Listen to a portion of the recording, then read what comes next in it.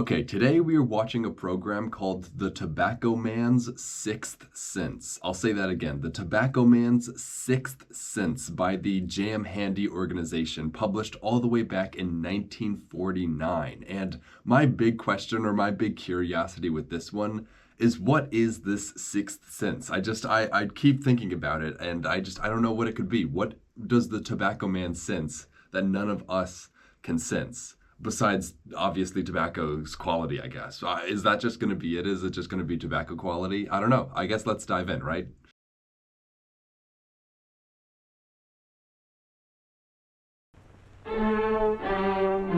The American Tobacco Company research. All right, so this already makes sense. The American Tobacco Company is seemingly producing this. So this might be a bit more of a commercial. I don't know.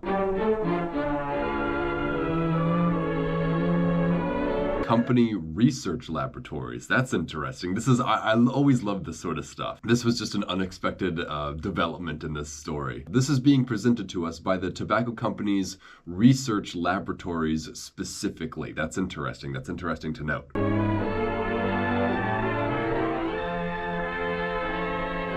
was looking at the shot that's actually behind the credits, and it's someone very carefully weighing out what looks like ground tobacco. That's just, that's funny. It looks like something else to me, but I guess it probably is just tobacco. That makes a lot more sense.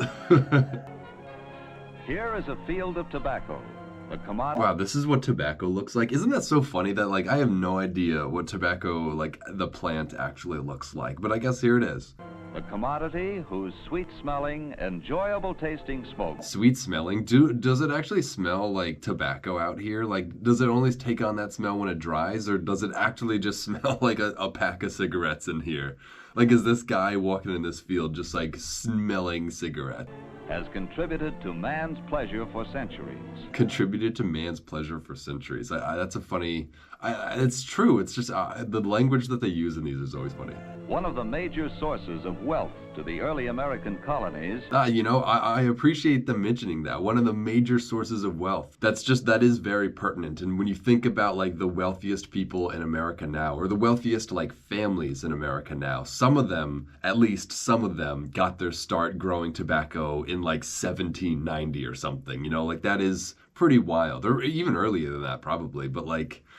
that's just wild. And now the basis of an industry that ranks with wheat and cotton in monetary value. An industry that ranks with wheat and cotton. So wheat is obviously like the crop that feeds every single person in the country pretty much, or produces the bread and all the, that sort of stuff. And then the cotton, another famous cash crop of America, but that also had another aspect that might have made cotton a little more profitable. I don't know if they used slaves for tobacco too, but they definitely used slaves for cotton, so that's interesting.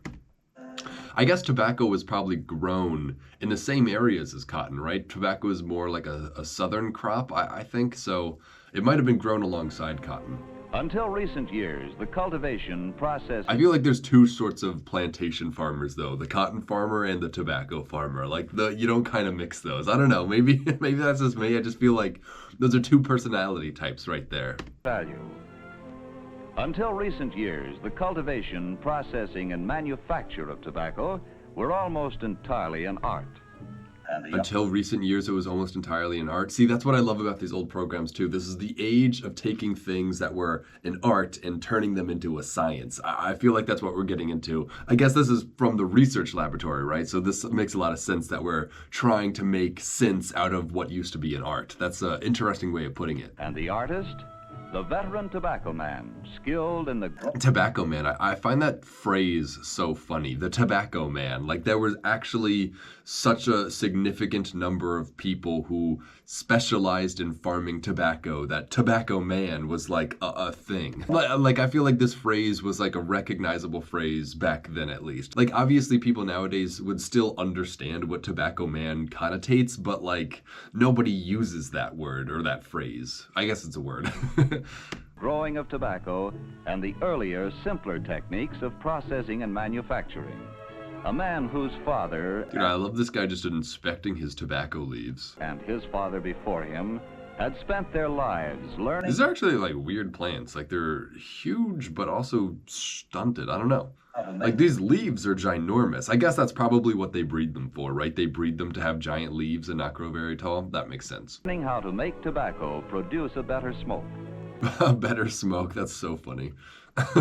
That is all that a man's five senses could teach him. So we're getting some allusion to a sixth sense, but I still can't quite figure out what it is. But as the industry grew, larger crops, larger markets, modern transportation, all the complexities of a rapidly growing industry taxed his ingenuity in solving new problems.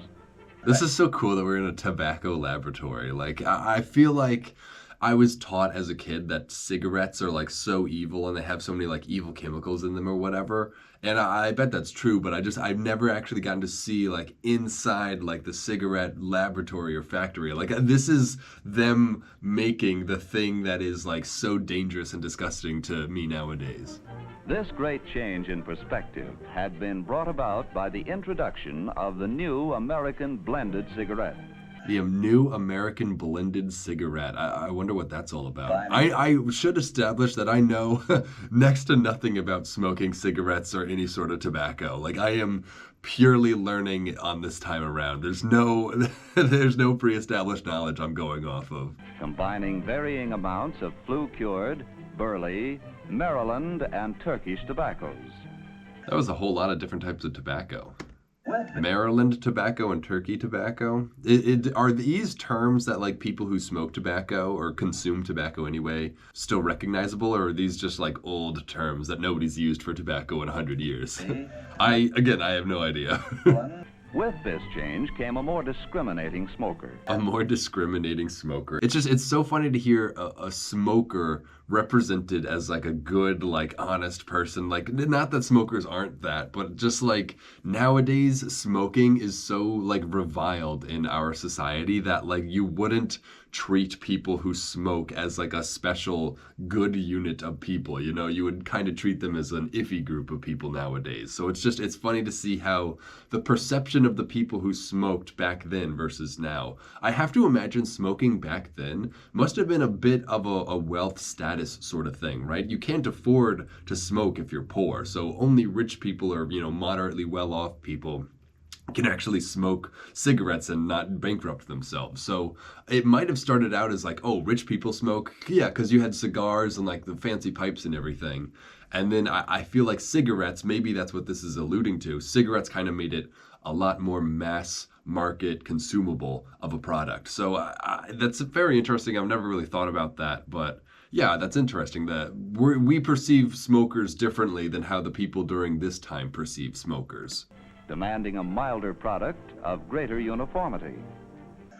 That's always what all of these old programs say, a milder product with greater uniformity. Like that is like mass production, that is the factory, that's the industrial mindset. And it's funny that it's also applied to cigarettes. Thus the tobacco man felt the need of a sixth sense, which would enable him to control quality from seed to cigarette.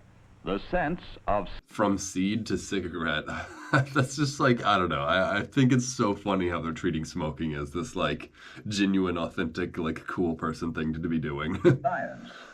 This was the situation when the American Tobacco Company embarked on its research program. Oh, the tobacco of tomorrow. Beginning with a survey of the literature, such as... Survey of the literature. What are they reading? Bando?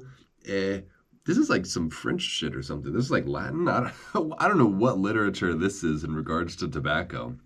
Does anyone have any familiarity with these texts that can enlighten me in the comments? I would genuinely love to know that somebody knows what these texts are. Existed at that time.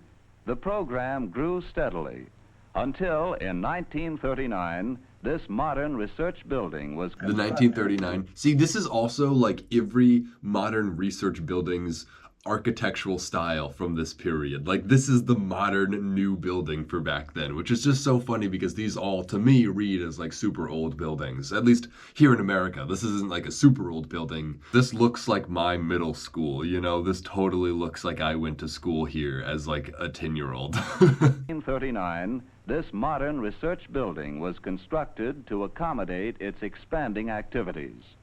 Today, this building, housing America's finest cigarette laboratories, is staffed with... That's crazy how this is America's like finest cigarette laboratories. Like I said earlier, like I learned that cigarettes are so evil as a kid that like this is like the super villain's evil lair or something. Like this is where like the product of like the most addictive thing ever was created. Whereas was like specifically, you know, the meme of like the scientist pouring the beaker into the other beaker. Like this was it. This is where the cigarette was poured into the other cigarette beaker, and the perfect cigarette was created that just got, you know, hundreds of millions of people addicted here in this country and across the world. It's just like it's crazy to know that like this is the building that is seemingly responsible for a lot of that. That's crazy. Like think about how many human lives might have been lost to like lung cancer or whatever other diseases cigarettes cause. Like think about how many people were killed through the actions that took place within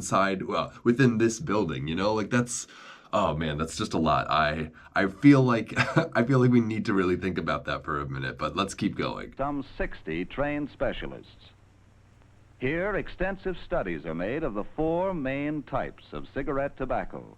Each interesting 4 main types, and we're actually getting them labeled with letters so that we can read. Thank you. I very much appreciate that. Turkish, that's interesting. I wonder why they all look so different. differing in physical and chemical characteristics, and each producing smoke of different composition. This is so funny. I feel like this is almost like sativa and indica with cannabis.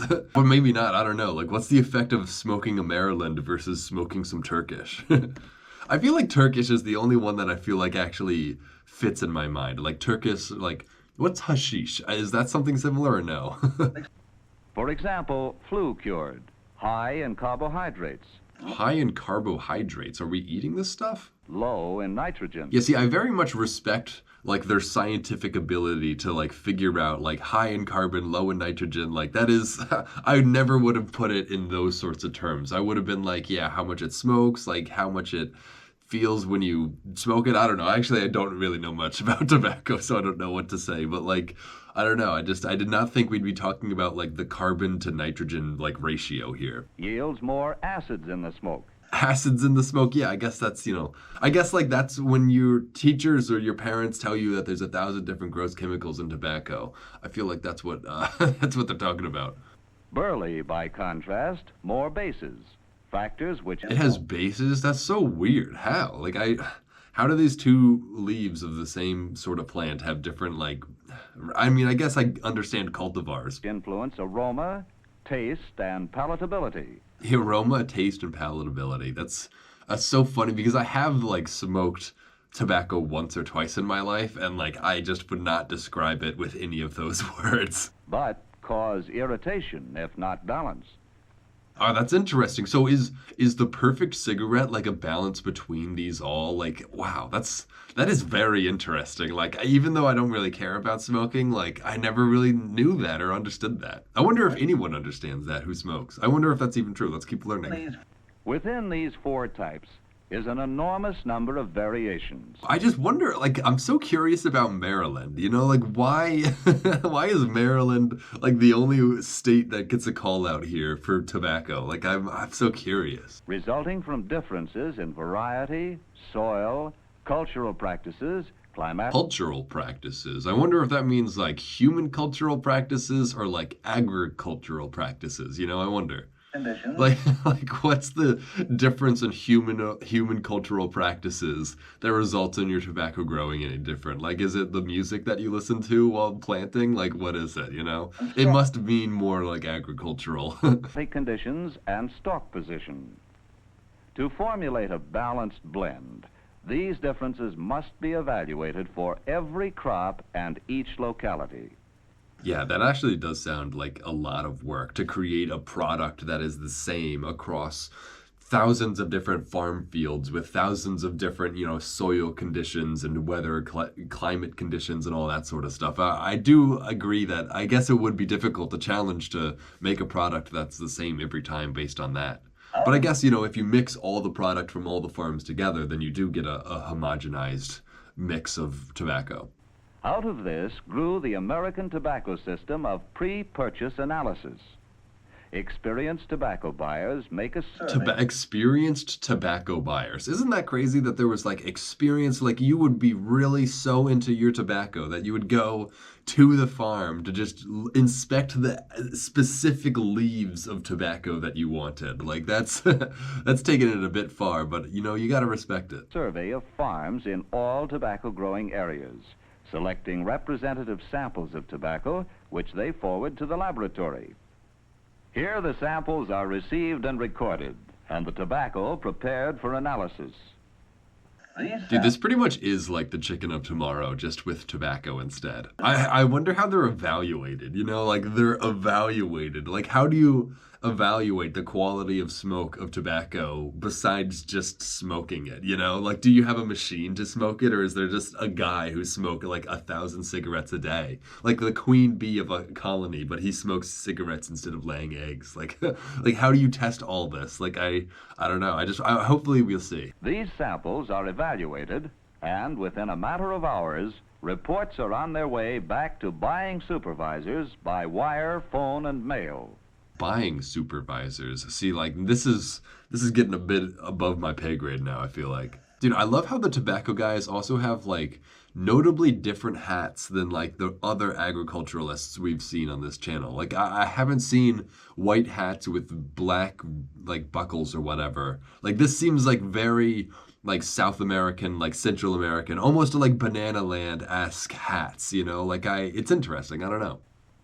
The tobacco buyer, armed with this confidential information and his own ingrained experience and judgment, dude, what is going on here? There's like a whole... Are we at like a tobacco auction or something? Goes to auctions like this. It is an auction, no way! Wow, I can't actually believe I guessed that. Wow. We're at a tobacco auction? What did people used to do back in the day? Better equipped to procure tobacco of the required characteristics. Dude, this is like the craziest environment I think I've ever seen. Just like a tobacco auction. Like, how hectic. At the laboratory, the American Tobacco Company. Wow, they etched that into stone. That's crazy. I wonder if this building still exists. It must, right? That's what's so funny. Is like all these things do still exist. They just like stay out of the limelight, Like we've never seen, nobody's heard from the American Tobacco Company in how many years? Is this the company that was like a monopoly that had to be broken up into other companies? Or is this just like one of many companies? Like what about like Marlboro? Right? What about the other tobacco cigarette companies? Like, does that come after this, or is this like how Rockefeller owned all the oil? Is this like somebody owned like all the tobacco at some point? Because that would be nuts. I don't know if the American Tobacco Company is what became, Camel, Marlboro, whatever, everything else. Those are the only two I know. Or are those competitors to this company? I wonder. Job has just begun. For even with scientific selection, wide variations... Dude, this is so interesting. We're actually getting to see a guy pour a beaker into another beaker. I love it. Yes, we're pouring beakers into beakers. What is that, an Erlenmeyer flask? Dictate constant inventory and analysis of stock on hand. For example, here you see tobacco being analyzed for nicotine. Oh, wow, interesting. We're analyzing it for nicotine. I wonder, like, if they're doing that purposefully because they know nicotine is, like, the special ingredient, or if that was, like, a random, a lucky guess. Other volatile bases. After steam distillation... Steamed distillation? So is this, like, pure nicotine that he has? That would be nuts.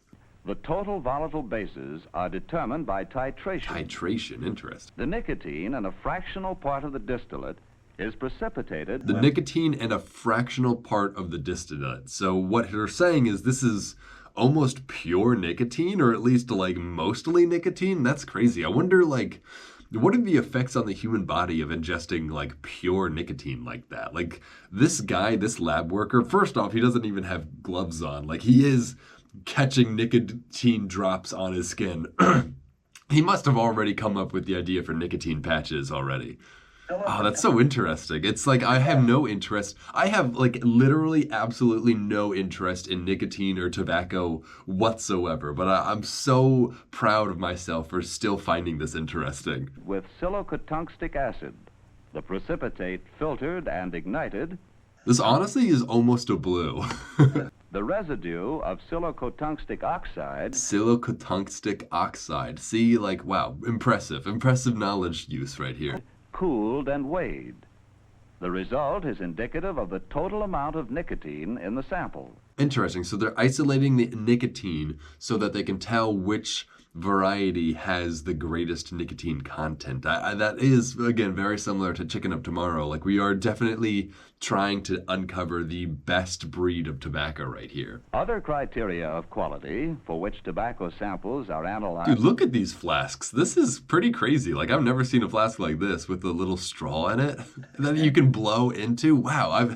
Are these still standard practice for scientists, a flask with a straw that you blow into? I have to imagine you're not supposed to interact with your own chemistry experiment through your mouth. You know, like that seems like the one thing you should never like introduce into the chemical experiment. Include sugar content, proportion of ash, Sugar content, proportion of ash. That just doesn't make any sense to me. Proportion of ash. Like, doesn't it all become ash? I don't know. Dude, look at all this. This is like, it's so funny that like they're so industrialized, perfected the science of smoking tobacco. Like they figured it out so well. Like, isn't that funny? Like, I don't know. I don't know why it's funny. It's just, it's funny to see like them smoking tobacco in a factory setting like this. total and protein nitrogen, and many others. Because to me, like smoking tobacco is like kind of a naughty, like bad boy thing to be doing. So like to see them doing all this crazy tobacco stuff, but it's actual scientific research at the same time. Like this line of just like pretty much what look like crack pipes to me, but like obviously they're just smoking pipes of some kind. Like I don't know, it all reads, it visually reads differently than what I know it actually is. In addition to the selection and blending of tobacco, rigid standards must be set on all materials used in manufacture. This, for instance, is a photoelectric device for measuring the opacity and whiteness of cigarette paper. I feel like that's honestly a little bit too much. Like, you don't need to check that hard on the paper. I guess you are also smoking and inhaling the smoke of the paper, right? So you want a paper that will not choke you up. So I guess that makes sense. Why don't they make the paper out of the tobacco pulp? I feel like that's an idea. Somebody, you guys are allowed to have that. That's just, give me credit if any of you invent the tobacco sleeve or the cigarette sleeve made out of tobacco. I'm waiting for the royalties on that one. Here you see a test of the bursting strength of the paper. Cigarette paper is a very special paper composed of purified flax fiber Purified flax fiber. and pure precipitated chalk. Pure precipitated chalk. That's the two things. Flax fiber and precipitated chalk. I have to imagine the chalk is to make it white. Like, here's the thing, is like, that is like an added random chemical that like you did not need to introduce into somebody's lungs, right? Like if what I suspect is true and the chalk is just to make it white, just smoke paper that isn't white, like you don't need white paper to smoke. Like you can just smoke something else. But I don't know, maybe it's not for that. Maybe the chalk has some other added effect. I have no idea. Wrapping materials undergo rigid tests for purity, impermeability, and numerous other characteristics. This one, a stiffness test for foil, assures sturdy packages. The control exercised by the laboratories. Dude, look at these huge vats of something. Like, there's so many curiosities in this laboratory still that like they're not explaining. Like, what's in? Oh, let's just listen. Extends to all branches of manufacture. Regulation of humidity and temperature, in addition to contributing to the sanitary conditions in factories like this, is essential due to the nature of tobacco. The nerve center for this moisture control is again the laboratory. Oh, so those are like the drying areas. Okay. which is in constant touch with all factories, conducting moisture tests like this, which are run on samples of tobacco from every stage of manufacture, and also checking the instruments used in all factories for proper calibration. This does seem like a lot of work. Like I hope they still go through with this. This feels like a lot more oversight than I actually expected there to be in this process. So I am a little impressed. I wonder if this is still the case. If cigarette, manufacturers still worry about this product, or maybe they just have this all figured out so perfectly now that like nobody even thinks about it. Yeah, that's probably the case. Scientifically supervised manufacture of this nature. Look at all these cigarettes. What's funny is they don't have that end part that's brown yet. Is that the filter? I think that's the filter. Are they not putting filters on cigarettes yet? Is this just like the old, like plain cigarette, no filter, just breathe straight smoke? That's funny.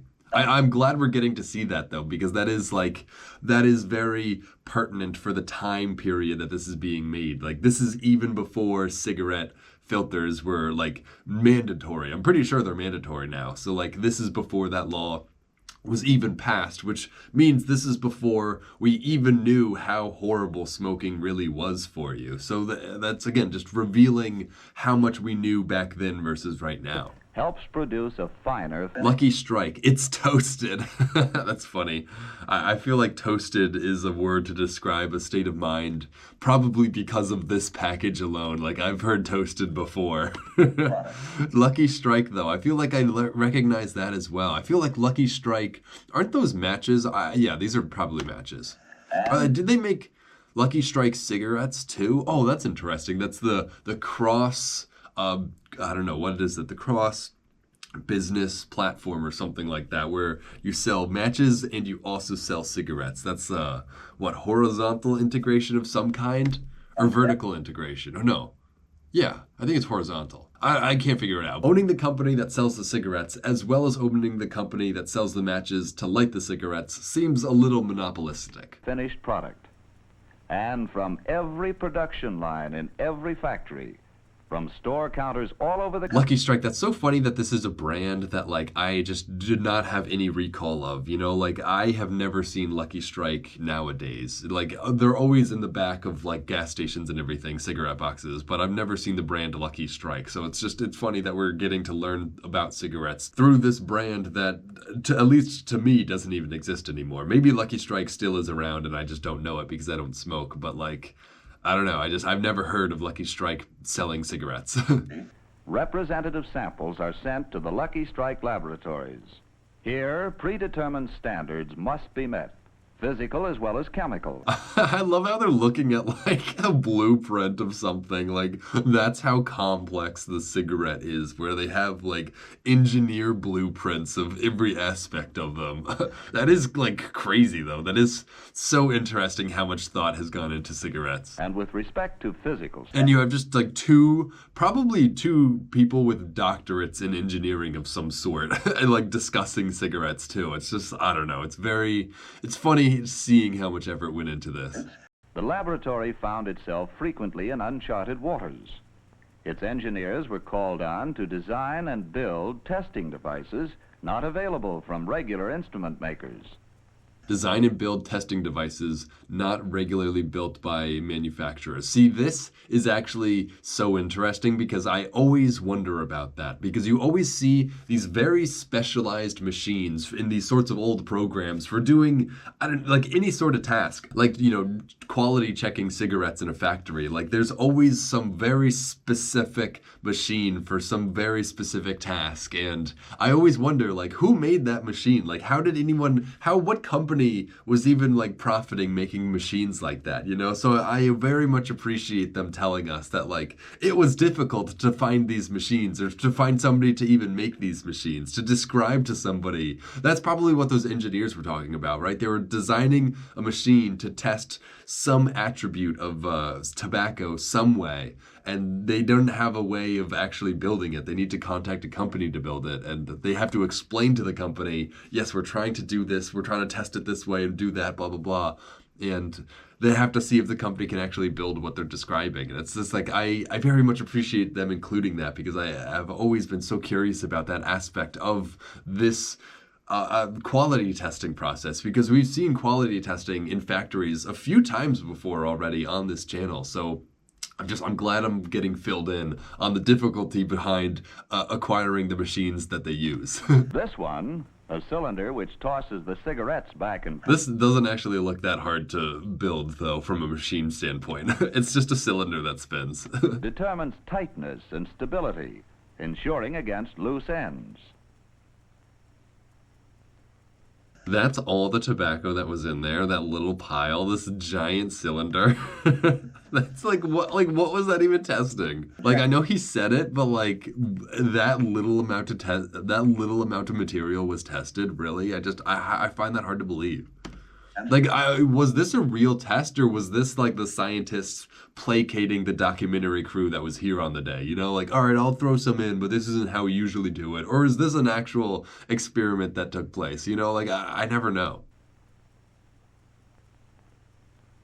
Here, a microfilm projector is adapted for measuring width of cut of tobacco. Width of cut of tobacco.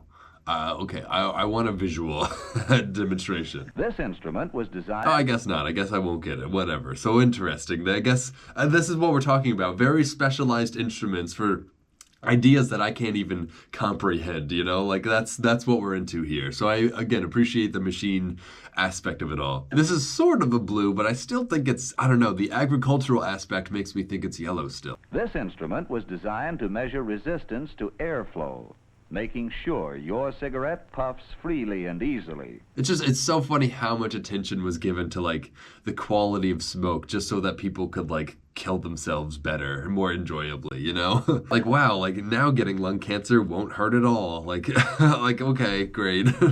And this one, similar in principle as well as appearance, tests the moisture-tight seal of the cellophane jacket. That's so funny that like they're bothering to test the water tightness of the plastic wrapper, but also we have to appreciate that they're calling it cellophane instead of just plastic. Maybe those are different types of plastic, but like nowadays no one is using the phrase cellophane. Like that is long gone now, but I feel like what they're describing is what we would just call plain plastic nowadays, like just cellophane. I don't know. That's just another preserved little nugget of language. All these tests are... Oh, hang on, look at the test, look at the test. Oh, I wish we could see the actual rubric words, right? We can read all these numbers, but all the rubrics, or all the words that the numbers are describing, I can't really read, so I don't really know what this is describing, but there are a lot of numbers here. This is a very complex operation they got going on. And this is before the day of Excel, too. You have to remember that. Like, to organize these numbers is so much more difficult than, like, just hitting sort on the Excel spreadsheet. So, yeah, this is actually, like, pretty difficult to work. But also, like, great handwriting. Who wrote this? Like, this must have been, like, fake written because there's no way somebody wrote. Like, look at how they wrote bright tobacco. Like, that is a font. Like, that's not anyone's actual handwriting, is it? Like, no, like, look at how perfect all these numbers are. There's no way somebody handwrote these. Maybe, but like, man, I'm impressed with this handwriting if that's the case. Based on criteria developed in experimental research. Is this real handwriting? Can you guys let me know in the comments? Am I being bamboozled? Did somebody write this or not? And new standards of quality are constantly being added. Dude, what does it smell like in this laboratory? That's what I want to know. Like all these chemicals, not only do you have like liquidated tobacco, but you also have like all the weird other chemicals scientists use to extract, you know, things from other things. So I don't know, there's probably like a crazy collection of smells in this room right now. What's funny is none of them are smoking, even though like this is the era of smoking inside at your job, like none of them are, which I guess I understand. There's probably some flammable material in here, but it's interesting. It's interesting that the guys who worked the hardest on figuring out cigarettes did it while sober. Because this experimental research never ends.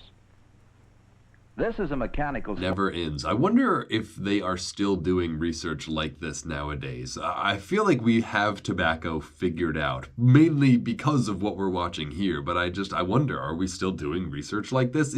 Are there still new innovations being made in the tobacco space? I wonder. Maybe that's what the tobacco man's sixth sense is. We still haven't gotten around to that. I still don't know what it is. smoking machine which closely reproduces conditions of human smoking. Conditions of human smoking. It's just like a lineup of bongs. Like, that's what I'm saying. It's just like, I know it's so official and scientific, but at the same time, it's just four bongs lined up. Careful quantitative studies of the composition of smoke collected by this device led to... Yeah, it's literally, they're smoking cigarettes. This is so funny. It's literally the cigarette smoking machines. That's crazy. That's so funny. I hope you guys think this is as funny as I do. the establishment of standards of quality, and indications are that continuing research will reveal new criteria and suggest even better methods for quality control. Here, for example, are experiments on the isolation and identification of the ingredients in smoke and tobacco that contribute to aroma. And here... Interesting, that contribute to aroma. Remember a second ago I did mention the smell of the room, and that must be a very aromatic test that you're making right there. So yeah, I don't know. I feel like I feel like I called that one a little. Here you see a Van Slyke apparatus, which is... Dude, this is like the funniest scientific instrument. Like, I could never guess in a million years what it's testing. This weird little test tube that it's just like bonking back and forth. Like, like what's the scientific basis for this test? Like, what's going on? Like, I love that these are all such bizarre looking tests, you know, like perceivably wacky tests for us to be watching them doing. It's being used to investigate the changes which occur during the aging of tobacco. Recognizing the need for basic research on the physiological... That's crazy how, like, these guys also have, like, really high-paying jobs, probably, right? Like, these guys are going back to, like, really big houses, really big yards, like, several cars, maybe even. Like, these are really rich men for the time. Like, they are scientists at the tobacco company. Like, I have to imagine these are, like, crazy wealthy guys as well. Like, they went to college, presumably, they went to college like in the 30s or 20s maybe during like the Great Depression. So like if they had the money to afford to go to college during the Great Depression, they must have started out pretty wealthy as well, I assume, but they must be even more wealthy now. Logical aspects of smoking with emphasis on irritation, the American Tobacco Company in 1935 established a research grant at the Medical College of Virginia in Richmond. Facilities such as this biological laboratory were provided for collaborative investigations. Today, in the factories, at the auctions, and on the farm... And the auctions. I forgot about the auctions. I think it's so funny that the auction was mentioned because that means it was a very regular thing to go to a tobacco auction, you know? Like, it wasn't like a weird, oh, only super interested people go to those. Like, nah, like, they bothered to mention it in something like this, so it seems like a regular occurrence. Like, I'm just imagining going to, like, a cannabis auction nowadays, or, like, an alcohol auction or something. Like, it just seems so weird. I don't know. You'll find the tobacco man practicing his art as in the past, but with one big difference. Backing up and guiding his every move is a sixth sense his father never had. So we're finally getting to the tobacco man's sixth sense, the sense that not even his father had. A new sixth sense has arrived on the human evolutionary stage, and that is the tobacco man's sixth sense. I find that so funny that that's how they put it. The sense of science. Oh, okay, wow. The sixth sense is the sense of science. Interesting. I actually really like that. Even though I really don't like tobacco or tobacco smoking, I do like that the sixth sense of tobacco men was science. Like, that's, I don't know, that is getting me a little. I appreciate that. Man, because I never would have guessed that. I never would have guessed that the sixth sense of a tobacco man is science. Like, Wow, like isn't it funny that like science and tobacco go hand in hand in this era, you know? Like scientific progress and tobacco are like part of the same society at this point, which is crazy because that's true. Like so much scientific advancement was happening in buildings like this in America all over this country, including in tobacco company buildings, you know? It is very interesting. All right, yeah, that's the end though. You know, that was pretty interesting. Even though I've never smoked a full cigarette, I've had a few puffs, but I've never smoked a full cigarette on my own. And the fact that I found this interesting still is just like impressive on the writers and the conceptualizers of this behalf. Like I actually do feel like I learned stuff, you know, like even though I was learning about stuff that I wasn't interested in, like getting to see into the factories and into the laboratories, like that is interesting to me, regardless of what we're talking about. So even though this is something that I have no personal connection to, no even desire to have a personal connection to, I still do feel like this was interesting and I learned a lot. And I feel like I learned stuff that not everyone knows about tobacco, even though we're taught about tobacco from a very early age, just to, stay away from tobacco.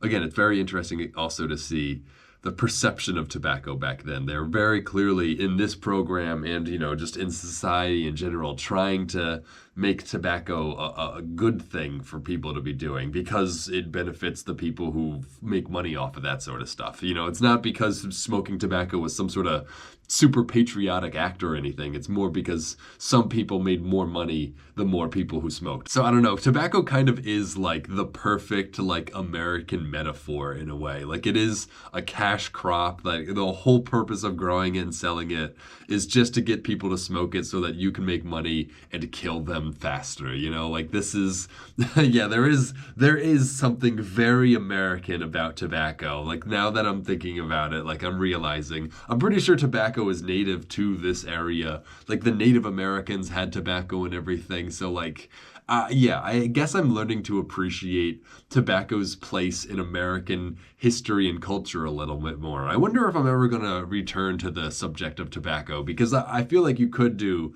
an interesting analysis of its cultural impact, which we really didn't get any in this.